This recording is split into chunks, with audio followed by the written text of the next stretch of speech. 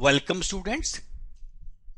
आज हम उस वीडियो पर आ गए जिसमें हमने फिजिक्स और मैथमेटिक्स के बारे में बात करनी है। पिछली बार आपको बता दिया गया था कि बायोलॉजी की पढ़ाई में क्या ध्यान रखना है आपको और केमिस्ट्री की पढ़ाई में कैसे ध्यान रखना है। अब आइए एक एक करके हम मैथमेटिक्स नाम के सब्जेक्ट पे चलते हैं। इसका नाम गणित है। बहुत से बच्चे नीट वाले गणित नहीं लेते हैं। उनको लगता है कि गणित से हमारा ध्यान भंग होगा या कुछ भी होगा, जो भी कारण है गणित नहीं लिया जाता। अब गणित है क्या? आपके पास अगर कोई भी रिफ्रेशर बुक है, रिफ्रेशर माने जो गाइड बुक जिसको आप बोलते हैं, जो ये प्रदीप की, कुमार मित्तल की, ऐसी जितनी भी किताबें उनकी मैं बात कर रहा हूं, उन सब में शुरू में, इनफैक्ट हमारी एनसीईआरटी में भी फिजिक्स और केमिस्ट्री दोनों में एक वर्ड आता है मैथमेटिकल टूल्स। तो गणित क्या है? गणित अपने आप में एक टूल है। कैसे? अब आप समझिए। मान लीजिए आपको एक फॉर्मूला पता है, a plus b whole square equal to a square plus b square plus 2ab। आप सबने पढ़ा है। अब आप ये बताइए, a plus b whole square equal to a square plus b square plus 2ab की मदद से क्या आप खाना बना सकते हैं? क्या आप गाड़ी चला सकते हैं? क्या आप दुकान से सामान खरीद सकते हैं? रोजमर्रा की जिंदगी का आप क्या काम कर सकते हैं a plus b whole square से? कुछ नहीं कर सकते। किसी काम का फॉर्मूला नहीं है। आपने एक और चीज पढ़ी होगी, ट्रिग्नोमेट्री, याद है? त्रिकोणमिति। इसमें क्या होता है, कुछ लेफ्ट साइड पे होता है, कुछ राइट साइड पे होता है। आप लेफ्ट साइड से राइट साइड इक्वल करते हैं। शुरू में पूछिए sine theta, cos theta, tan theta का मैं करूंगा क्या जिंदगी में? लेकिन जिस दिन आपने हाइट्स एंड डिस्टेंसेस पढ़ा, उस दिन क्लियर हुआ, हाँ जी, हाइट नापने के काम में या डिस्टेंस नापने के काम में ये साइन कॉस टैन इस्तेमाल हो सकता है।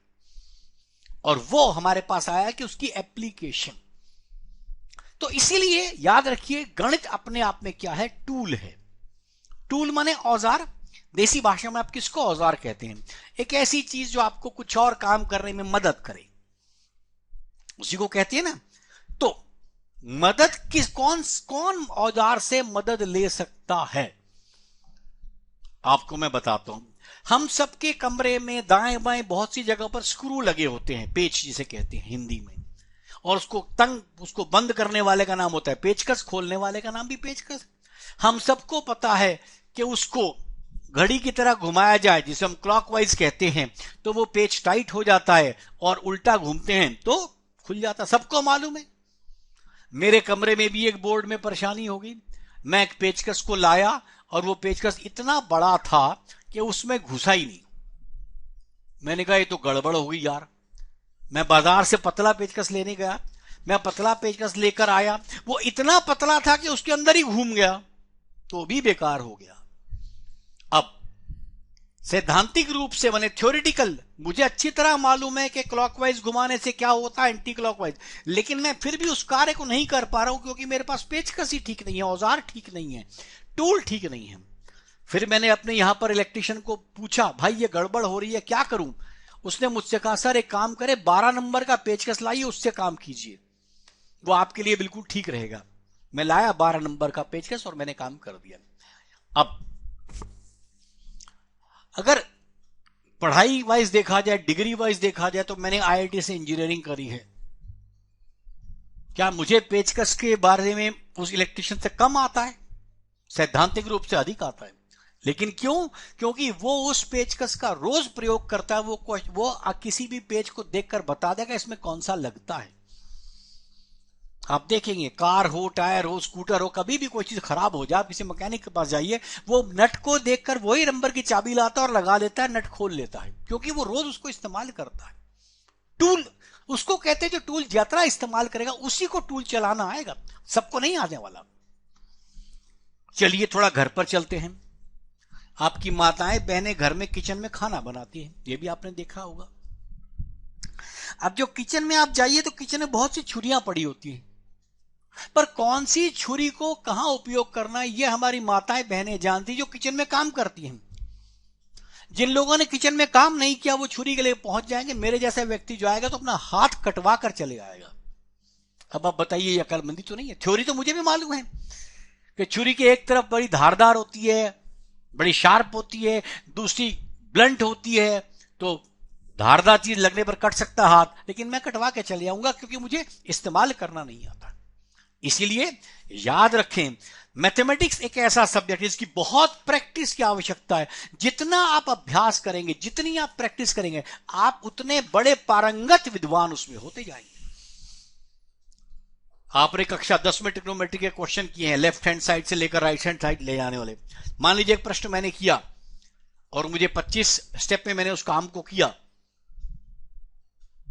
तो कर दिया, लेकिन मेरे को एक विद्यार्थी ने कहा सर ये तो 4 स्टेप में पूरे होने वाला था, आप साइन थीटा को tan theta by cos theta कर देते, आपका काम हो जाना था, tan theta into cos theta. मैंने कहा अरे ये तो गलती हो गई, तुमको कैसे पता लगा?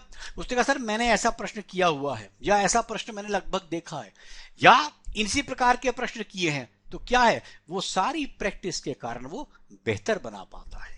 तो हमेशा याद रखिए, गणित हमारे पास अभ्यास का सब्जेक्ट है। कितना भी समय गणित के लिए कम है, आपको करना चाहिए जिसको गणित में आगे करना है। और एक बार आपने अभ्यास कर लिया तो आंख बंद करके प्रश्न आपसे होने वाला है। और अब अंत में आता हूं मैं भौतिक शास्त्र के ऊपर। आप जानते हैं भौतिक शास्त्र हम फिजिक्स को कहते हैं। अब फिजिक्स में आप क्या पढ़ते हैं? आप सोचिए फिजिक्स में आप क्या पढ़ते हैं। फिजिक्स में आप जितनी भी चीजें पढ़ते हैं वो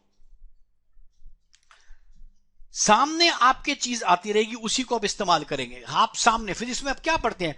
heat, light, electricity, magnetism, motion, sound, ये सब आज की तारीख में क्या सदियों से विद्यमान है आपके नेचर में।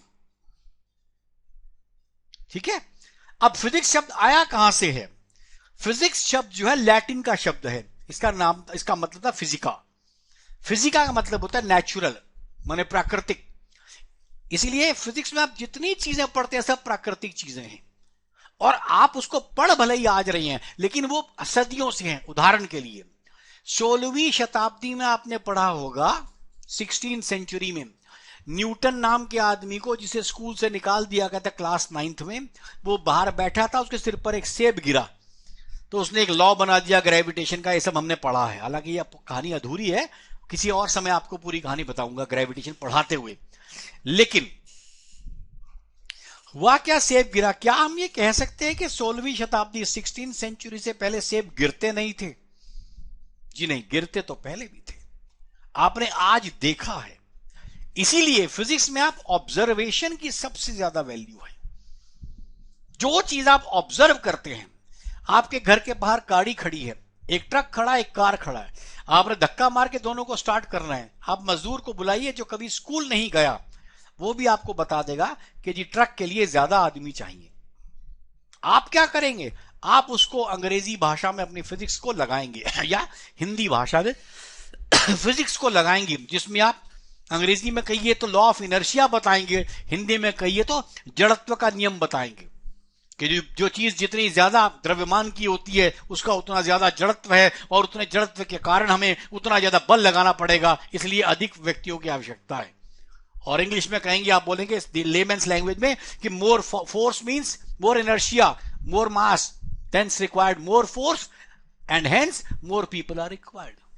ये आप क्या कर रहे हो? अंग्रेजी में बता रहे हो, लेकिन वो मजदूर जिसको जिंदगी में कभी चलाया नहीं, जिसने स्कूल नहीं गया, इनर्शिया का आई नहीं पता, न्यूटन का एन नहीं पता, जड़त्व नहीं पता उसको, लेकिन उसको फिर भी जड़त्व में काम करना आता है।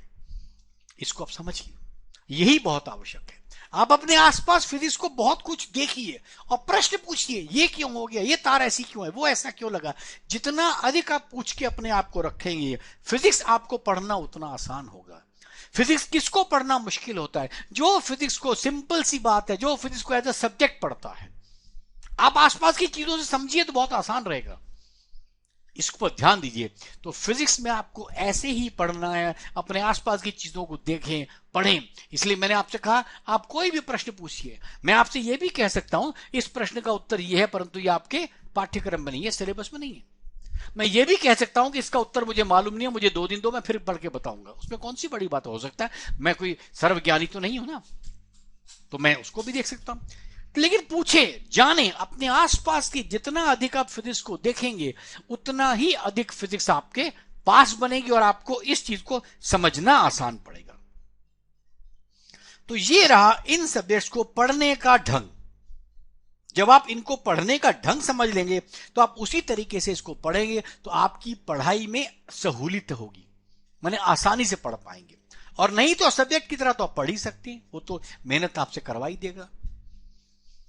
चलिए इसको यूज करें, मित्रों को बताएं किस तरह पढ़ना है। अगले वीडियो में इससे कुछ और विशेष बातें।